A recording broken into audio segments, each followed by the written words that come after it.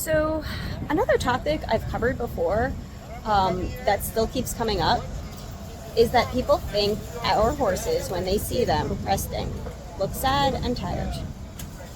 See, the problem is that body language that you're seeing is actually also not just like sad or tired like it might be for like a cat or dog or whatever person or whatever, haven't heard the joke, why the long face of a horse,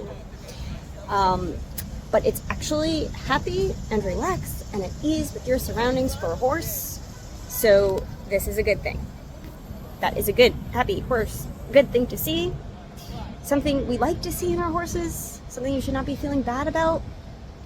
And this whole idea that a horse, all the muscle and strength and everything he's got, is somehow now seen as this weak being to be pitied. I always hear, I feel so bad for the horse. What do you feel bad about? They think he's working hard. He's hardly working. So it gets a little frustrating that I have to repeat this again and again and again, but you guys are misreading our horses. Now, horses went to wars with us. We put our horses in battle. Not me, not this horse, not us, but our generations or people before us. Horses are still with the military as well in some places. Police horses too. And, if this was an animal that was spooking all over the place and that was, not reliable and that was not strong and that was not, capable of this type of thing, or that was giving us trouble and we were trying to utilize them in that way, that wouldn't have worked. We wouldn't have been putting them in situations like that. All of the work and things horses used to do, they didn't have all the regulations and luxuries they have today. Today, they're treated better than they ever have been. Today, they've got the easiest freaking life. And today is when people are suddenly cruelly trying to kick them out of the homes that they built for all of us. Oh, we don't need you anymore. We don't need you in a city.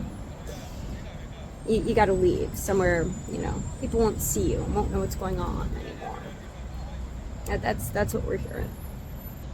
And it's all because of misinformation and flat out lies spread against us, because real estate developers, millions and millions of dollars, wanted this land the stables are on at some point. They were able to, spend decades, spreading all this propaganda about us. And people now misread our horses because they don't know horse body language and they don't know a horse's expressions.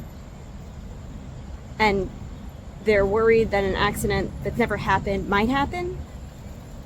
And somehow when a couple of accidents happen, if it's only a 99% safety record, that's not good enough. That's not right. That's not right to do to our horses, to do us, to do the public. And yet we're still fighting it. How many years and years and years are we going to be fighting this kind of thing? Now, last night there was some hopeful news. The union is still very strongly fighting the Eric Adams administration on trying to push council members to get us banned when they don't want to and the public doesn't want to, for the most part. And he's not very successful with that.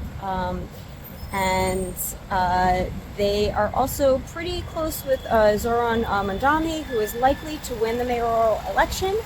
And regardless of how you may feel about him or what he's going to do for the city, and the fact that he did select yes on a New York class survey back in March, that he would support banning carriage horses because they're inhumane. It was responding to a question that was phrased, "This is inhumane, would you support banning it?" It's kind of like, if I went up to you and I was like, "This guy over there is shooting puppies. He's just killing them. Would you support banning him from doing that?" You'd be like, "Well, yes, absolutely." But the thing is, there is no guy over there shooting puppies. So it's quite possible he responded to that survey in that way. He didn't say anything publicly, about this either way. He understands where our union is on this position, is what the City and State article had said, and he is, willing to work with us in whatever we'd like to accomplish, and he wants to make sure that the stakeholders in this are heard. And he's never let this union down before when he's been in the state assembly speaking to them.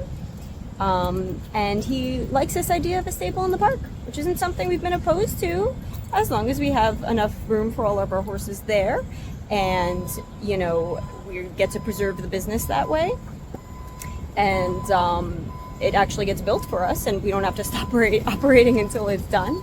That would be fine with us. So if it comes down to that's what he gets done, I mean, great. So it's something we could work with. So we'll see what happens.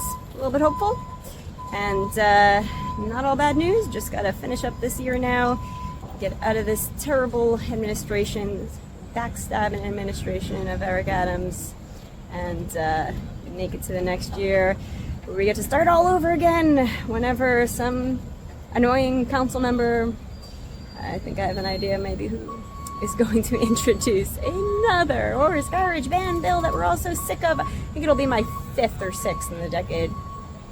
How many bills have there been now? I'll look it up. Probably up to about that. Definitely at least 4 I can name. So that would be something that could happen. So once we finish fighting this bill, we'll be fighting the next bill next year, and that will be with some, maybe most, or some new New York City Council members, a new speaker, and a new mayor. So we'll probably have to start educating everyone on this all over again. We do have a tour for council members coming up. They are going to see our horses up close at our stables, and we will have an equine vet there explaining how this all goes down. So that's good. By the time this video comes out, actually, it'll probably have happened, and we'll hear how that went in the next video.